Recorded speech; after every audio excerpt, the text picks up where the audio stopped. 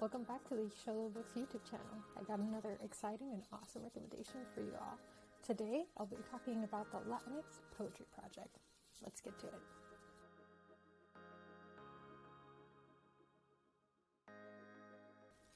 So, the Latinx Poetry Project is a poetic anthology with over 45 or maybe even more Latinx poets from diverse backgrounds sharing their unique and heartfelt poetry inspired by different experiences. Their experiences maybe with immigration, social justice, feminism, family. It runs the gamut of really touching, just short, sweet, sometimes powerful as well, stories. And to be honest, I never saw myself as someone that liked poetry or enjoyed poetry. And that's probably because I had a really hard time, especially in high school, understanding the experiences behind a lot of these typically white male poets. They didn't captivate me. I didn't understand. And I thought I was dumb because I couldn't understand poetry. My teachers would ask us to interpret and understand, and I just never got what they were saying. But this book is completely different. And as a Latina, I just saw myself in all or if not most of the stories that were shared in this book. And that gave me such warm and fuzzy feelings inside. I laughed. I would send screenshots of a lot of these poems to my friends and my family members because not only did I see myself in them, but I saw a lot of their experiences, their voices in this book too. And I loved being able to experience that. And so reading this book made me reconsider my relationship with poetry. And so I've started seeking out more poets of color, poets with different experiences than mine, and found a new love and appreciation for poetry that I definitely did not have going in to reading the Latinx Poetry Project, so thank you.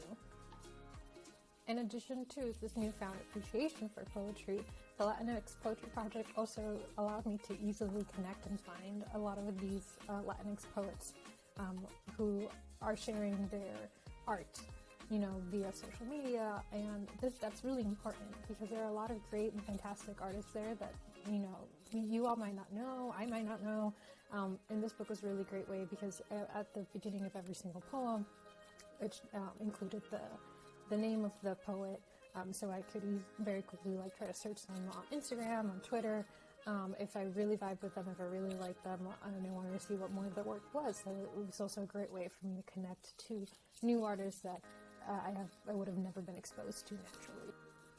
And my last point about the Latinx Poetry Project is that it was published by Latina Magazine, which is a Latina-owned publishing company.